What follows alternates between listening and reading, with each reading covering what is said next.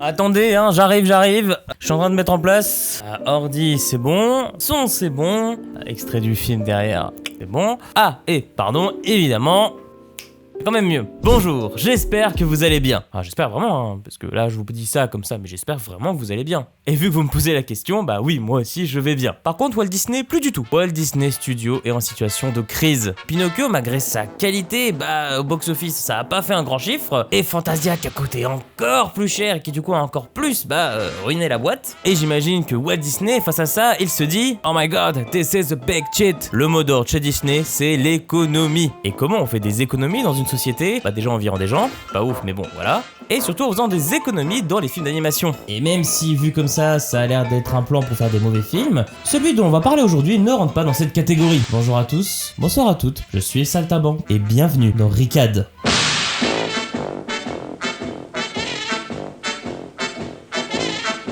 Ah là là, Dumbo, le long métrage d'animation Disney qui est le plus touchant au niveau émotionnel. En même temps, au niveau physique, ce serait compliqué. Mais qui par ailleurs est aussi le long métrage le plus court de Disney. Oui, parce que le film dure 1h14. Et déjà là, tu les sens, les réductions de budget. Bref, il est temps de commencer notre résumé. Après une intro un peu cheap où on voit juste des cartons avec le titre et les gens qui ont travaillé dessus. Oui, c'est cheap en vrai, parce que je sais pas si tu te souviens dans Pinocchio ou dans Blanche-Neige, mais pour rentrer dans l'histoire, on rentrait dans un bouquin. Et ouais, c'était quand même plus classe. Mais d'un côté, c'est plutôt malin. Parce que ok, c'est pas aussi flamboyant qu'avant, mais ça reste simple et efficace. Et d'ailleurs, ces deux mots-là, simple et efficace, tous les deux seront les maîtres mots de ce film. Le film commence avec les cigognes qui livrent les nouveaux bébés aux pensionnaires du cirque. Toutes les mamans reçoivent leur colis sauf Madame Jumbo. Mais après le départ du cirque, une cigogne égarée lui apporte un éléphanteau qu'elle appellera Jumbo Junior, qui, à la surprise générale, est affublé d'oreilles démesurées. Devenu l'objet de raillerie de la troupe, il est aussitôt surnommé Dumbo. Dumbo est en fait une insulte. Dumb, ça veut dire idiot. Donc ça veut dire que les gens qui l'aiment pas, ils l'appellent comme ça, mais ça c'est logique. Mais même sa mère et ses potes vont l'appeler comme ça. On continue avec Casey Junior, le train qui parle grâce à une technique proche du vocodeur qui s'appelle Voxophone, une technologie qui utilise des capteurs placés sur le cou qui capte les vibrations de la gorge et qui sera ensuite modulé en un vrai son de sifflement. Continue sa route vers sa prochaine destination. Et d'ailleurs, c'est en arrivant à destination qu'on découvre l'une des premières scènes problématiques de ce film. Dans cette scène, les gens du cirque et les éléphants vont construire le chapiteau pour le futur spectacle. Dans cette séquence qu'on trouve la musique La chanson des manœuvres, ou en anglais The Song of Roustabout. Mais bon, du coup, c'est quoi le problème avec cette séquence? Le problème, c'est que les ouvriers qu'on met en scène sont des personnes noires, et que ces personnes noires chantent une chanson que je dirais... Je peux vous lire quelques extraits, ce sera plus simple. Nous travaillons toute la journée, nous travaillons toute la nuit. Nous n'avons jamais appris à lire ni à écrire. Nous sommes des routards au cœur joyeux. Nous recevons notre salaire quand les enfants disent « Le cœur heureux, c'est le jour du cirque aujourd'hui ». Chante cette chanson et travaillez et riez toute la nuit, routards au cœur joyeux. En gros, quand t'écoutes la musique, ils disent qu'ils sont des esclaves et ils sont contents de l'être car ils rendent les enfants joyeux. Et là, je précise que ce que je viens de vous lire, c'est la traduction littérale de la musique en anglais. La version française de cette musique a beaucoup plus adouci cet aspect. Mais bon, au-delà des paroles, il y a d'autres problèmes. Déjà, ils sont mis au même rang que les animaux car ils doivent collaborer main dans la main pour construire le chapiteau. Et surtout, vous l'aurez peut-être remarqué, mais au niveau de leur design, ils ont pas de visage. Et l'excuse derrière ça, c'est le fameux réduction de budget. Sauf que c'est les seuls qui n'ont vraiment pas de visage. Parce qu'on va le voir par la suite, mais il y a des personnages qui ont pas trop de détails dans leur visage. Mais ils ont quand même des détails. Eux, non. Aucun détail. Et si vous vous posez la question, non, c'est pas la dernière fois qu'on va parler de ce sujet-là, mais on y reviendra plus tard. Et après une séance de nettoyage toute choupie, tu vois Dumbo jouer avec sa maman, et la force de la relation maternelle qui est vraiment très intense et qui nous fait attacher à fond à ces personnages. Et juste après on les sépare, très violemment. Tout ça à cause d'une bande de sales gosses qui se moquent une énième fois de Dumbo. Sa mère, n'en pouvant plus de la méchanceté permanente et gratuite dont son petit est la victime depuis toujours, elle attrape l'un des deux avec sa trompe et lui donne une fessée. Mais elle payera cher son écart, après l'avoir fouetté, enchaîné au fond d'un sombre wagon, à l'écart de la troupe du cirque. Considéré comme un paria par les autres membres de la troupe, Dumbo se retrouve désormais seul. Bon là, le contraste est tellement intense que logiquement tu chiales, mais pourquoi tu chiales? Dumbo c'est pas un film qui montre une grande aventure, où tu y vois par exemple du développement de personnages. Le maître mot, avec la simplicité et l'efficacité, c'est aussi l'émotion. Heureusement, une petite souris malicieuse qui passait par là le console et décide d'en faire une vraie star. Timothy. Je précise parce qu'ils le disent pas dans le film, donc voilà.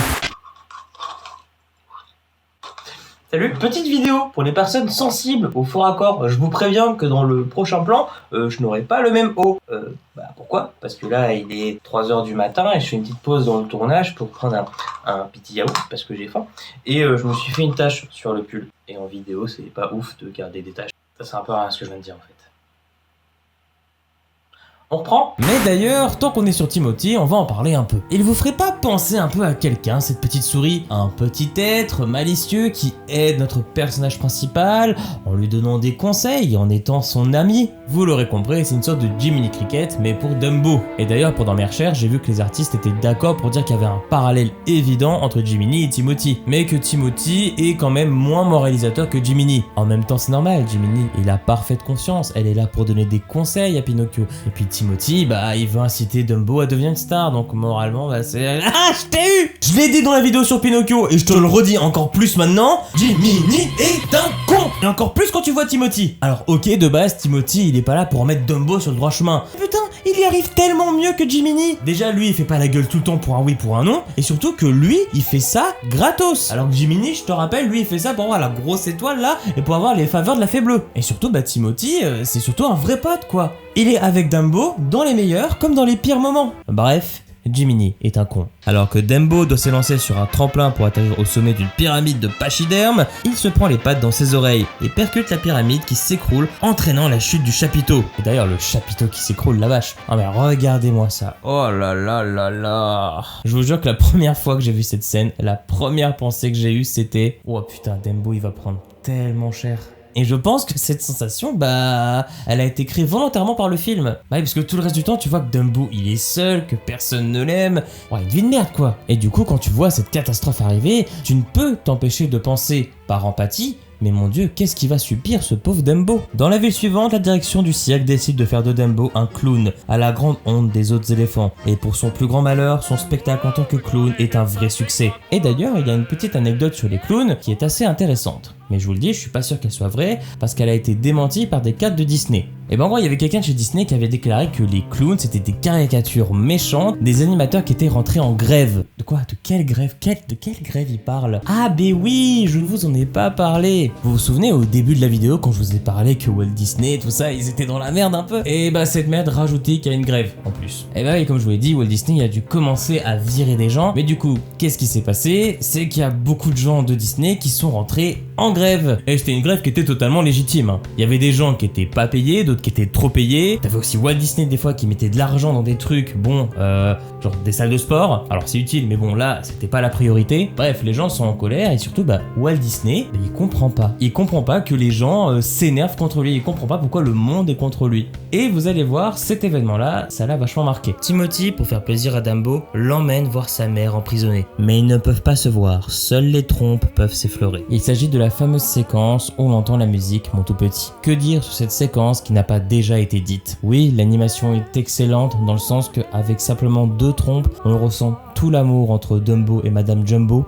Que oui, cette musique est une douceur et d'une mélancolie. Et que bien sûr, quand tu l'entends, t'as qu'une envie, c'est de faire un gros câlin à ta maman. Il y a de l'émotion, et c'est simple et efficace. Pas besoin de grandes embrassades. Et c'est pas pour rien que c'est l'une des meilleures séquences de ce film. Et oui, j'ai bien dit l'une des meilleures, j'ai pas dit la meilleure, parce que la meilleure, elle vient juste après. Afin de réconforter Dumbo qui ne cesse de pleurer, Timothy l'emmène boire dans une bassine dans laquelle l'un des clowns a par mégarde renversé une bouteille de champagne. L'alcool ne tarde pas à faire son effet, et les deux amis ont alors des visions psychédéliques, dont une marche d'éléphant rose. Bon, déjà, je sais pas c'est quoi cette manie que Disney a de rendre leur personnage principal bourré, parce que je sais pas si vous vous souvenez, mais ils nous ont déjà fait le coup avec Pinocchio. Mais bref, la parade des éléphants roses. Je crois que même quelqu'un qui n'a jamais vu le film a déjà vu ou entendu la musique de ce passage. Et c'est pas pour rien. Bon déjà parce que c'est un passage qui doit être terrifiant pour un gamin, mon dieu. Non mais regardez cet immondisme, comment tu veux pas avoir peur? Même moi, à l'âge adulte, j'ai eu des petits frissons quand même. Mais bon, au-delà du cauchemar à la Disney, pourquoi ce passage il est bien? Parce que ce passage est dessiné avec une esthétique très surréaliste.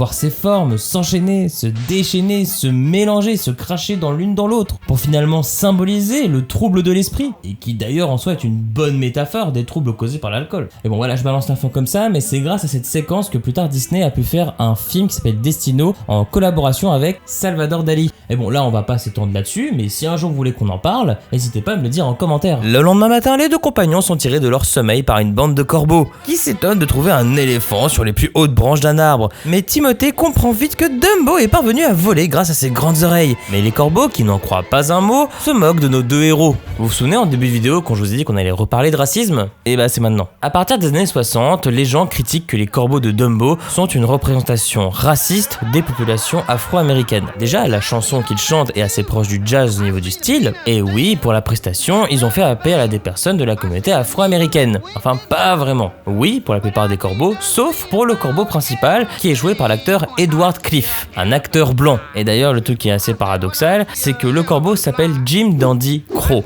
Enlevez le dandy et ça donne le nom de Jim Crow. Jim Crow, c'est un personnage raciste aux États-Unis qui est littéralement en fait une blackface. Et bah là, c'est un peu la même chose, une version voice acting. Là, c'est un acteur blanc qui donne sa voix à un personnage à connotation noire. C'est un peu flag quand même. Et aussi, il y a une autre info que j'ai vue et franchement, je la trouve extrêmement triste. Dans cette scène, les corbeaux font une danse particulière et les animateurs ont filmé un duo de danseurs, les Jackson Brothers, afin d'avoir un modèle d'inspiration. Mais le making-of de cette scène a été tenu secret pendant longtemps. Des années plus tard, des gens ont retrouvé cette séquence et ont retrouvé les danseurs qui ont fait cette séquence. Les Jackson Brothers ont découvert à quoi leur danse a servi quasiment 60 ans plus tard. Bon bah du coup, comme vous pouvez le constater vous-même, il y a beaucoup d'arguments pour dire que les corbeaux, c'est une représentation raciste. Mais pour se défendre, Disney dit que non, ce n'est pas une représentation des Afro-Américains, c'est une représentation de la classe moyenne américaine. Ça, on y croit moyen. Mais ils disent une autre chose, c'est qu'ils disent non, au pire, ils sont gentils nos personnages. Et oui, c'est vrai, les corbeaux sont attrayants, ils sont gentils,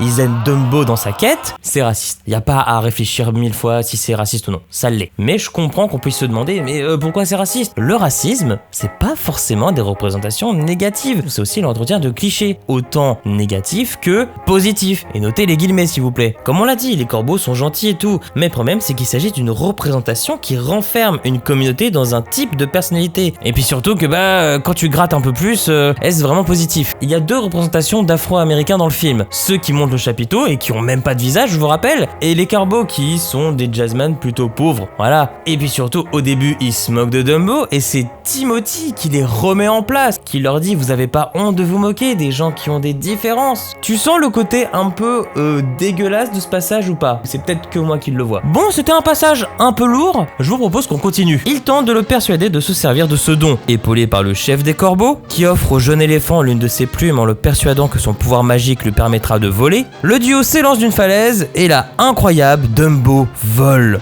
D'ailleurs, cette scène avec la plume, ça a donné le nom à un phénomène psychologique, justement l'effet Dumbo. En gros, c'est le fait de pas croire en soi et que grâce à un objet extérieur, comme la plume, tu réussis à t'auto-persuader que tu peux l'accomplir. De retour au cirque, Dumbo est prêt pour son numéro de clown, mais grâce à la plume, Timothy propose de transformer le numéro en un spectacle de voltige. Au moment où il doit déployer ses oreilles, l'éléphanto perd la plume et panique, mais grâce à Timothy qui lui redonne confiance en lui, Dumbo s'envole dans le ciel. Le numéro d'éléphant volant emporte un vif succès et en compagnie de Timothy et de Madame Jumbo, Dumbo participe à l'effort de guerre et devient la nouvelle star du cirque, voire du monde.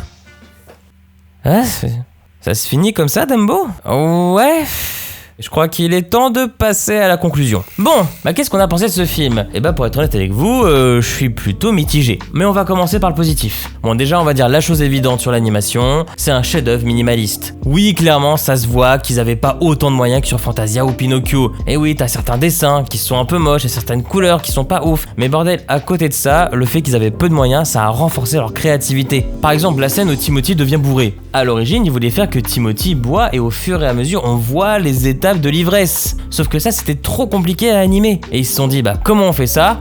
On le fait tomber et c'est réglé l'histoire. Et vous voyez, il y a plein de petits détails comme ça, comme je vous l'ai dit, simple et efficace, ça marche, c'est créatif. Donc à ce niveau-là, ouais, Dumbo c'est un putain de chef-d'œuvre. Et en plus, ce film a des inspirations mais qui partent de tous les sens quoi. Mais est-ce que vous savez qu'il s'était aussi inspiré de l'expressionnisme allemand? Genre là, cette scène de Timothy qui s'approche du patron, on voit son ombre qui est vraiment une forme d'ombre cauchemardesque quoi, qui fait beaucoup ressembler à l'ombre de Nosferatu dans les films. Enfin bref.